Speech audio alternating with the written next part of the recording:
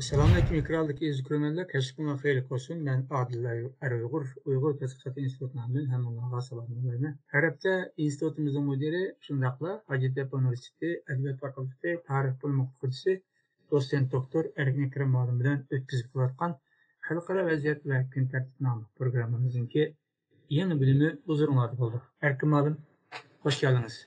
Hoş bulduk, rahmet.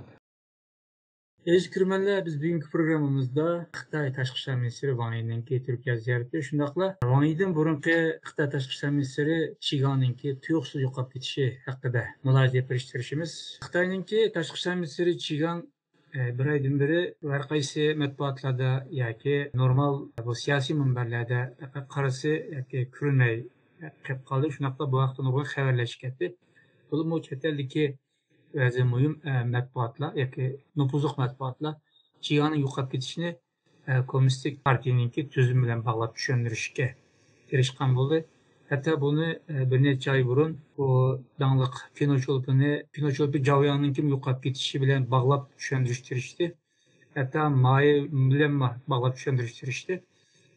Biz bugungi programmamizda Qi nimishqa tuyuqsiz yo'qolib ketdi yoki nimishqa sahnalarda bo'lmay qoldi ve vazifesinden demişler başlandı onun ornuğa burunki Tashqi ishlar ministri Wang Yi keltirdi bu Xitoyninki kommunistik yoki siyosiy tuzum bilan yoki siyosiy an'anasi bilan qandaqroq bir munosabati bor.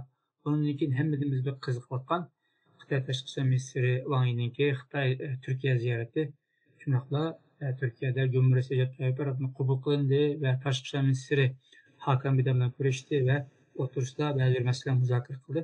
Malum biz bu Qi Gang'daki yo'qolib ketishdan başlasak gapni. Qi Gang sizce bunun başı qanday oqibat keldi ya başqa bir ish bo'ldimi? Siz buni qanday qaraysiz? Xitoy Komünist Partiyanınki başquruş qoidalariga qaragan chog'da bu biraz to'g'risini tepish qiyin, chunki bular qorong'ulikda ish qiladi.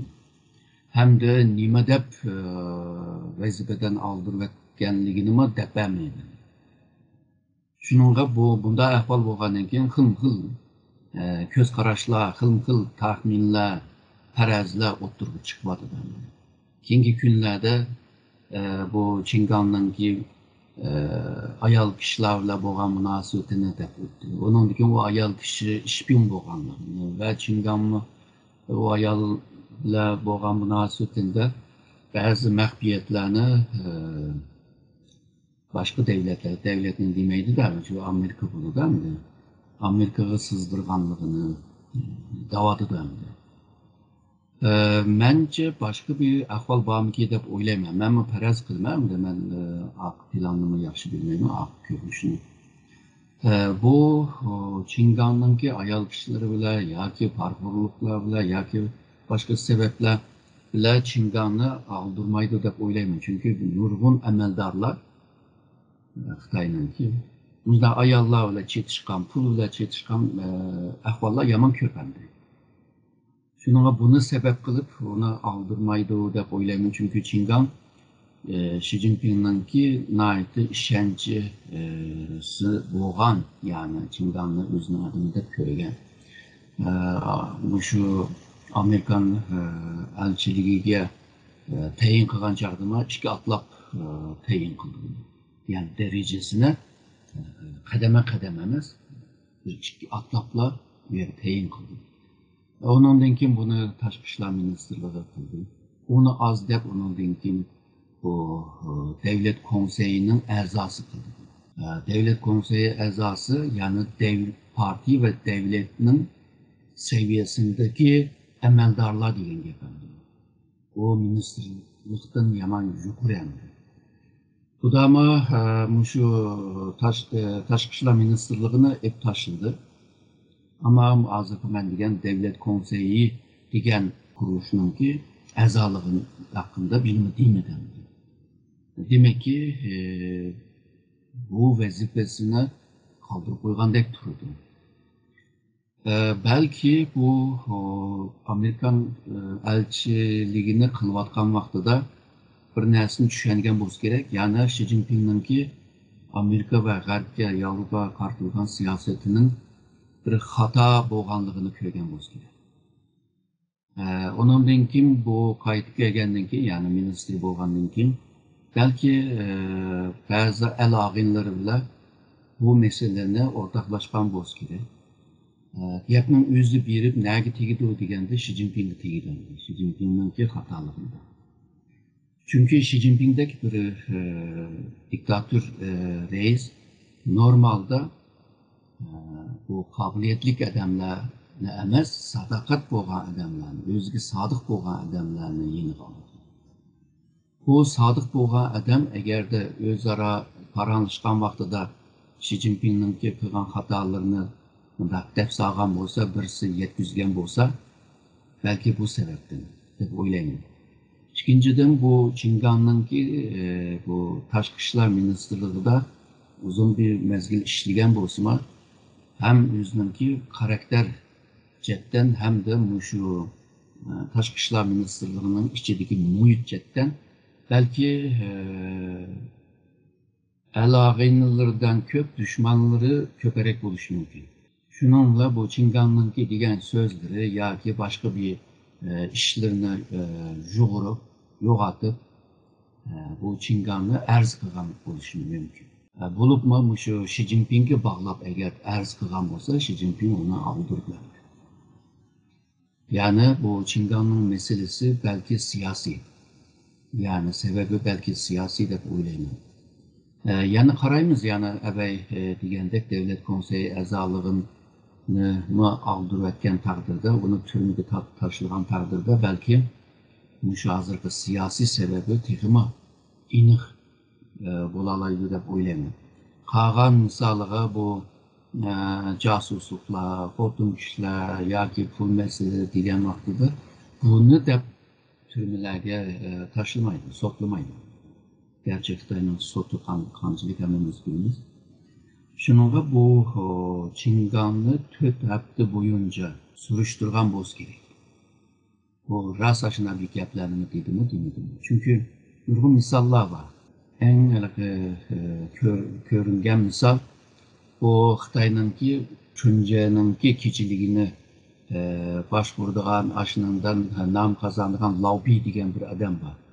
Bu ma'araq sorununda Mao Zedongni shanxu qilib naqshi so'zlab gap qilgandan keyin uni shu nimadan CCTV'dan jiroqlashtirildi.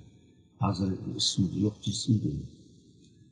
Siz de dediniz Mayun'mu hozirgi yani Xi Jinping'ni boshqarayotgan bu tuzumda Xitoyning iqtisodiga ziyon beroladiganligini, buni farklı bir tuzum shakllantirish kerak deb bo'g'icha uni shirkatini bir nima tekshirish, teftiş qilish ma'nosida uni hal qildi. Hozir yeniden uni chaqirib qilyotdi ama hazır şunda diktatör bir hakimiyetke karşı lideriga eğer de sadakat göstermesen uzaklaştırır da.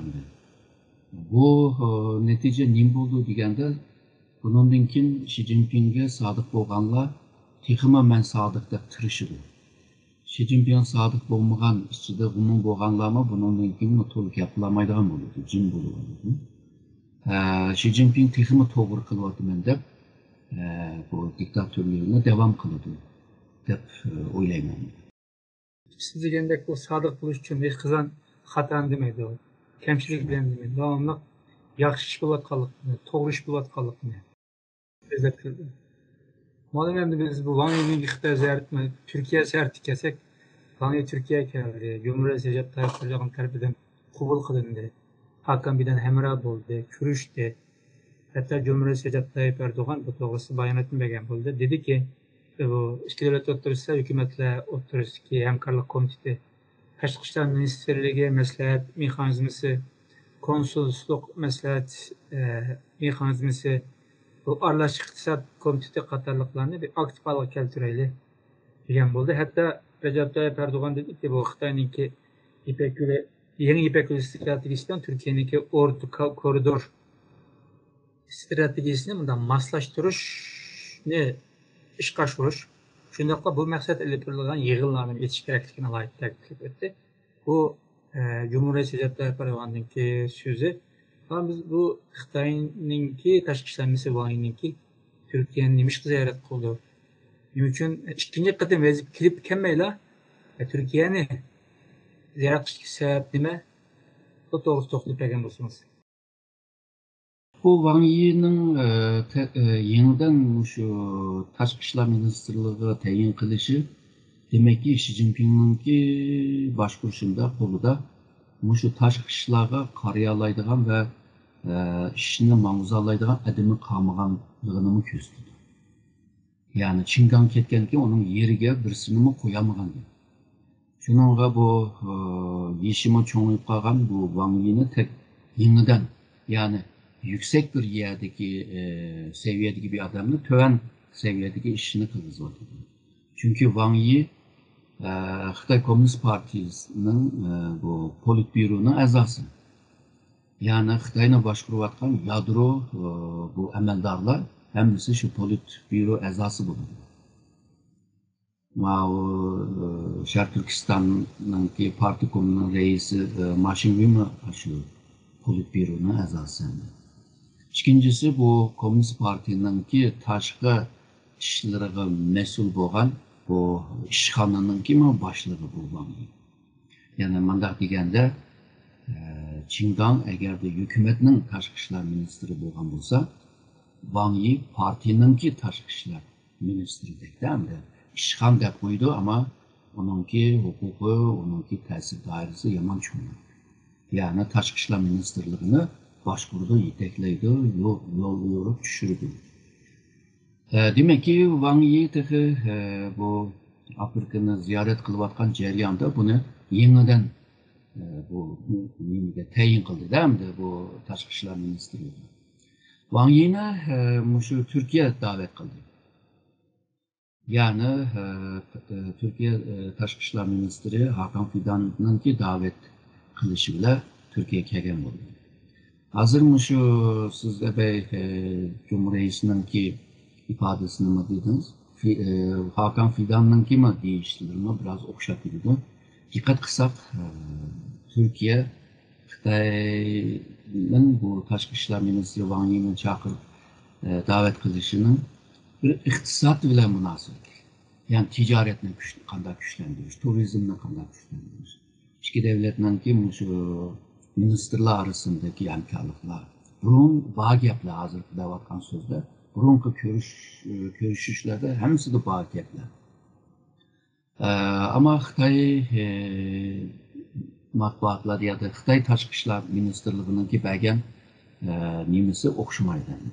Biraz tabaqa degan şu nima İpek yolu yeni İpek yolu hamkorligi bu o'rta koridoru hamkorligi degan gapni deb bo'lib Wang Yi'ninki madaki kuvvandi.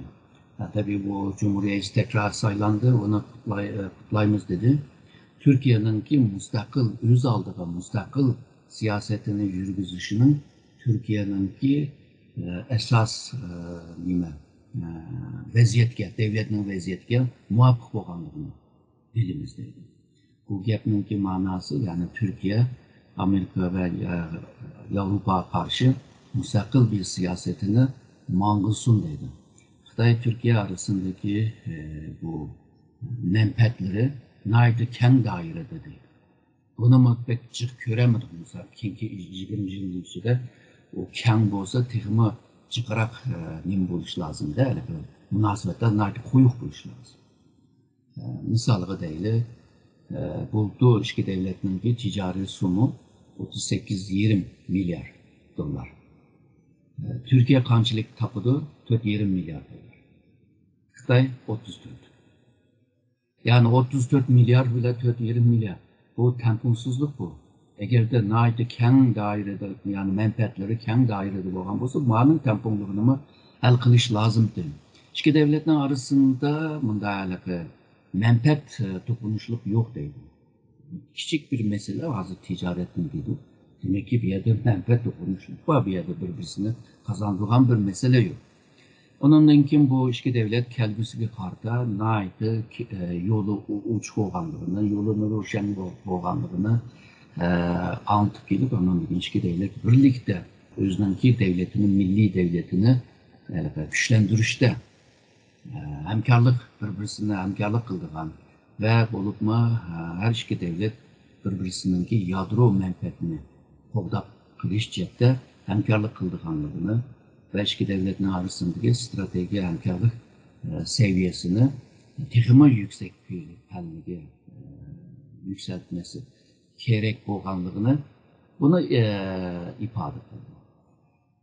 Demek ki Türkiye'nin yani gibi yıpık Türkiye'nin muşu nime bile emez, garb bile emez, öz aldırınlarga müstakil bulunlar, biz mi senin müstakil siyasetini kollayımız, ama biz bile yıkınlık olsan degen gap emas. Mana bir uçurni beriyapti. Hakan Fidan bilan so'zlashgan vaqtida Vangi ikki davlatning orasida renminbi bilan, ya'ni Xitoy puli bilan tijorat qila oladiganligini, bo'libmi shu G20 shu tashkilotda Shanxay hamkorlik tashkilotida hamkorlik qildiganligini ifoda qildi. Bu Türkiye'ninki Shanxay hamkorlik tashkilotining a'zo bo'lishiga 20 yildan beri ruxsat bermayotdi.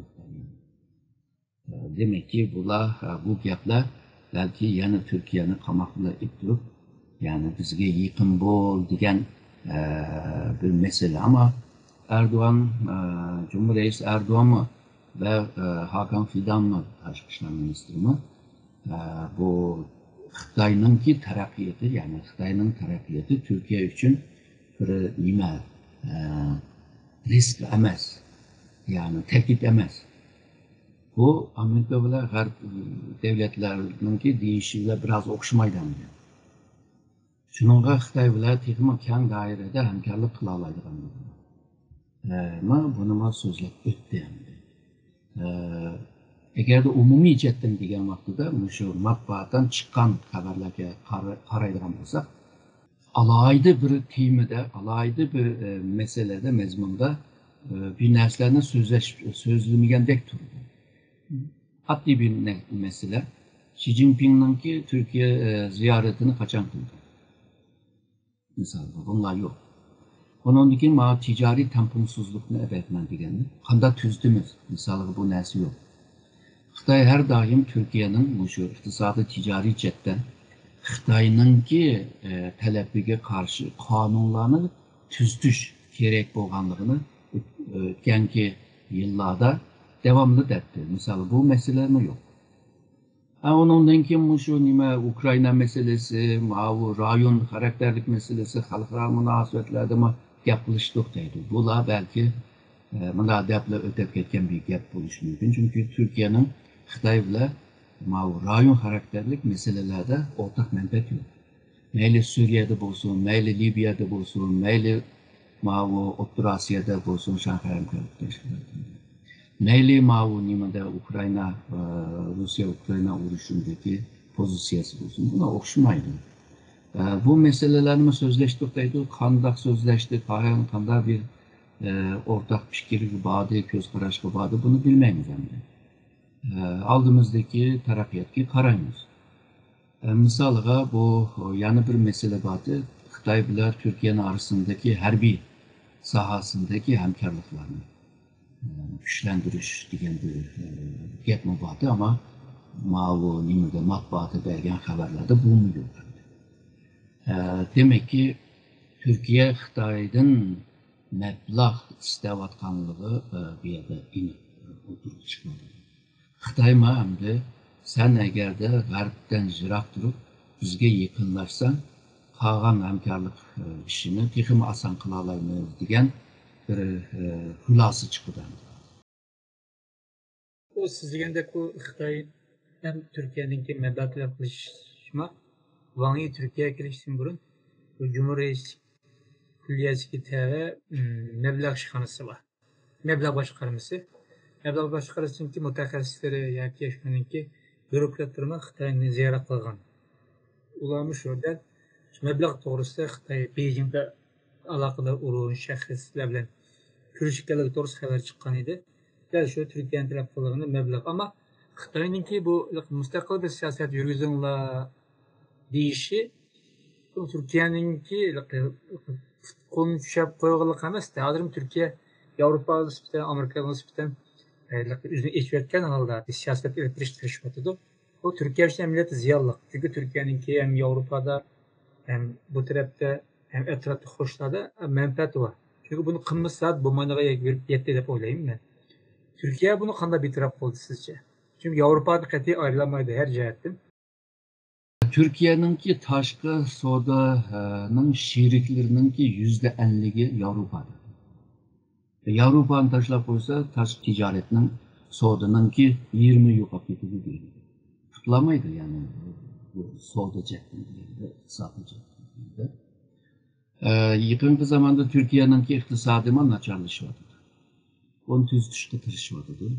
Shuningga sirtdan keladigan mablag'ga ehtiyoj bor. Shuningga bu ham g'arblarga bu gaplarni deydi Turkiya hamda yaqinda Cumhuriyet bu Arab davlatlarini ziyorat qilib keldi. U yerdami yani shu iqtisodiy va tijoriy masalasi. Shuningga bu Turkiya Xitoy tashqi ishlar ministrini chaqirishining sababini eng muhim ishi shu o'xshaydi. Ammo Turkiya ko'rinishda ifoda qilgandek biz g'arblar bilan birlikda Xitoyga qarshi bir harakat qilmaymiz degandek bir uchurni basma, ya'ni Xitoyning taraqqiyoti biz uchun nima emas, tahdid emas, aksincha hamkorlik qilishning fursati bu degan gapni qoldirdi. Türkiye hem oturuş şarttan ayrılamaydı, Avrupa G'arbdan ayrılamaydı, Balkan'dan ayrılamaydı, Kafkasya'dan ayrılamaydı ve O'rta Asya'dan ayrılamaydı. Şununla bu Türkiye hazır zürür bo'lgan şu mablag' talab qilishi bo'lg'achqa Xitoy bilan bir yaqinlashyapti. Normal şartlarda tashqi ishlar ministri bir davlatni ziyorat qilib tugagandan keyin o devletninki baş ministri yoki cumhurreisleri bir tekrar ziyorat qildi. Ama 2001'de mi Wang Yi Türkiye'ni ziyorat qilgan, ama Xi Jinping'ning kelgini yo'q. Xi Jinping 2012'de bir ziyorat qildi. O vaqtida muavin reisdi. Ondan keyin 2015'lerde nima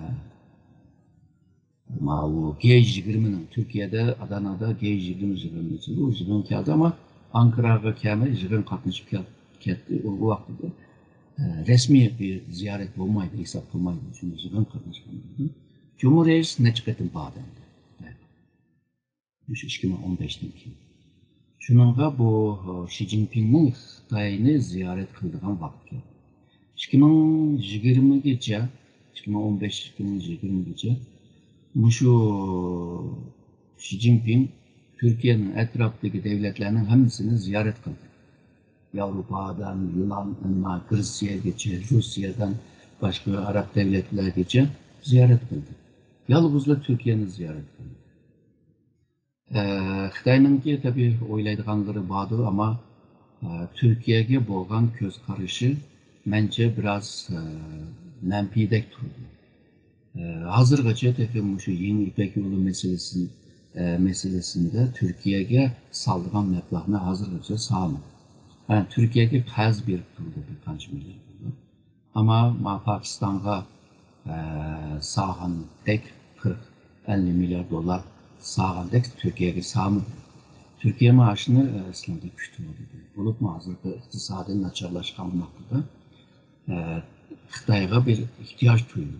Ama Xitoy agarda shu yaqinqi zamonda Türkiye'ye kutgan seviyede bo'lmasimi, Xitoydan Türkiye'ye bir mablag' solmasa, bence ikki tarafdagi munosabatlar shu avvalgi degan so'zlarda qoladi deb o'ylayman.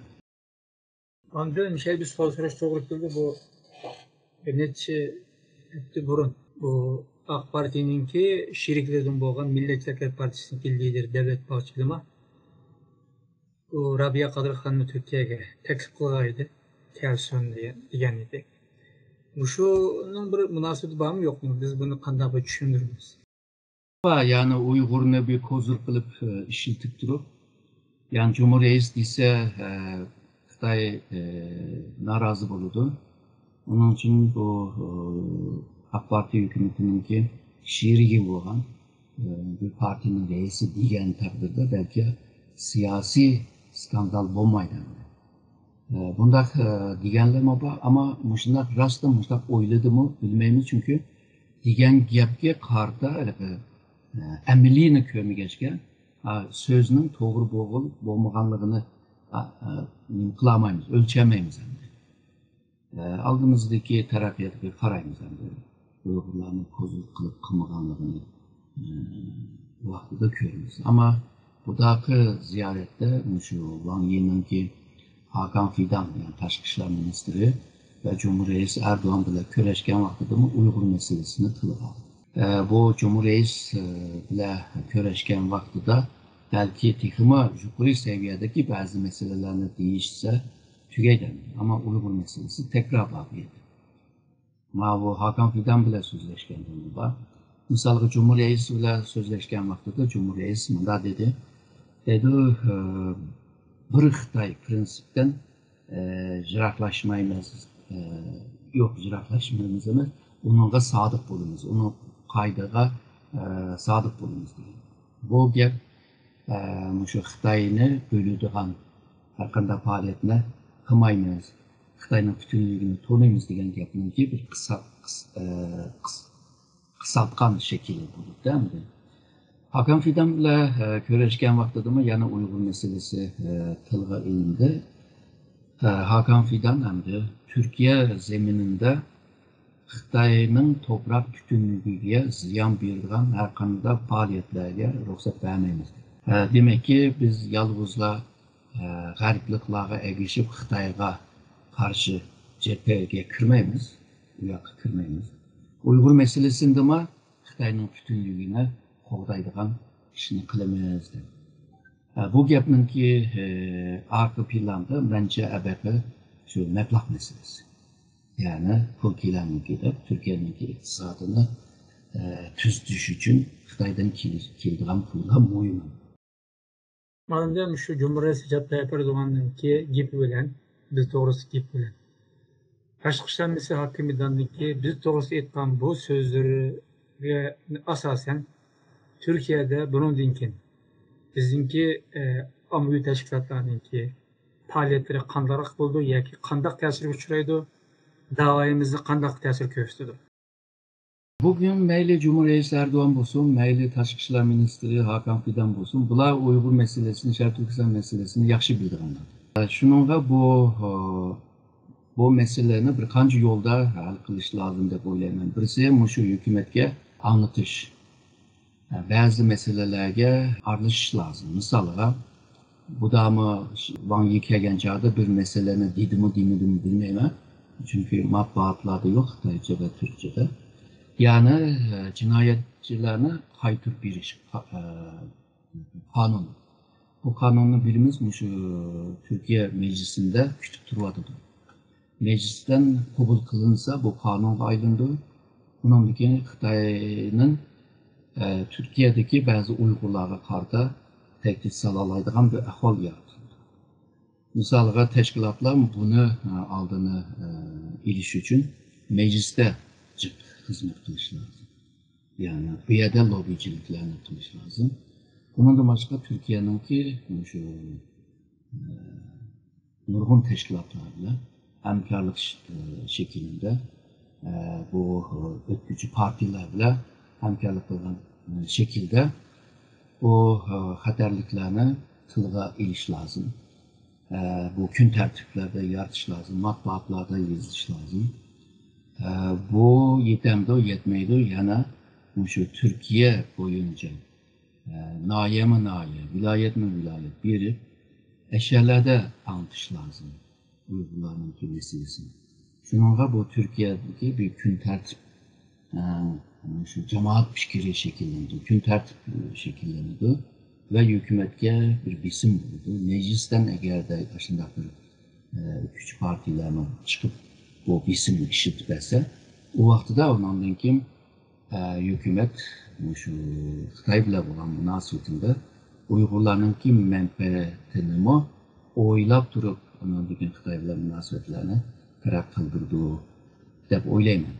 Agarda albatta degandek inkas bo'lmasa, endi Turkiya o'zininki milliy manfaatini eng boshda o'ylaydigan bo'lg'achqa, hozirgi shu Turkiyaninki bu siyosiy muqimligi, jamiyatning muqimligini qo'llab qo'yish uchun iqtisod kuchlanishi lozim. İqtisadni canlandırış için evvel degende Xitoydan ba'zi mablag' silishini xohlaydi. Texnologiyaning kelishini xohlaydi. Turkiyaninki taraqqiyotiga to'p qo'shishini xohlaydi. U vaqtida Uyg'ur masalasini ikkinchi planga qo'ya oladi. Programımız buna bir savol bilan oxirlashdi. Zaten siz deb o'tdingiz. Asosan shundaqdimi texnik iniq bo'lsin deb o'yladim men. Sizningki faoliyatlarimiz sizcha tarayamdi yoki biz besim uçuramdık bunun keyin? 2015-2017-18'lardekidek bu çeklemeler qattiq bo'lmaydi deb o'ylayman. Ama bazen de misalga Ankara'da namoyish qilsang ruxsat bermaydi misalda. Bunda bir çeklemeler buluşmuyor. Ama bu Uyghur teşkilatlarının, Şərq Türkistan teşkilatlarınınki öz işçideki faaliyetler olsun. Bunlara karşı belki bir çeklemeler kılmaydı deb o'ylayman. Çünkü vakıf olsun, dernek olsun, bu Türkiye'ninki kanununa binaen kurulgan. Bu sebepten Türkiye'nin kanunu bu vakıfını, bu derneklerini qo'llaydigan vazifesi var.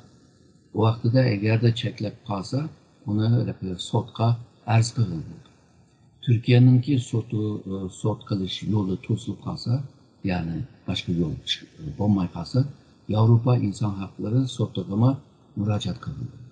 Shuningga bu qonunliqli bo'lgan bo'lsa, o qonun yo'li bilan buni to'sashninki bir nimaları var, imkonlari var. Ama misalga Ankara nazuk bir yer, siyosiy markaz. Bu yerda namoyish qilsa, manda bo'lmaydi, anda yaxshi bo'lmaydi. Yoki yo'lni to'sib olsa, yo'lni to'sib olgan faoliyatlarni biz qabul qilmaymiz. Yoki Xitoy büyük elçilikning oldida qilsanglar u yerda tosh otadi, tuxum otadi, shunga tahdid qilgan bo'ldi. Bu Viyana kelishimi qargan chog'da bu muvofiq bo'lmaydi deb manda bana bilan balki shunaqa ba'zi faoliyatlarni cheklash mumkin, ama ba'zi o'zaradagi yig'in degandek ba'zi namoyishlarni cheklamaydi deb o'ylayman. Ezgürmede biz bugünkü programımızda Xitoyning sobiq tashqi ishlar ministri Chigan Yo'qotovich bilan qaytadan tayinlangan Xitoy tashqi ishlar ministri Wang Yininki Turkiya ziyarati, nima uchun Turkiyani ziyorat qilganligi, Türkiye Xitoy munosabatiniki qanday bo'layotganligi, buniki qanday bo'lish ehtimoli borligi, shundaqla bundan keyin Turkiyada Sharq Turkiston da'vosiniki qaysi xil yo'nalishda bo'lganligi to'g'risida analiz qilishtirishdik. Balki siz ko'p rahmat. Men rahmat aytaman.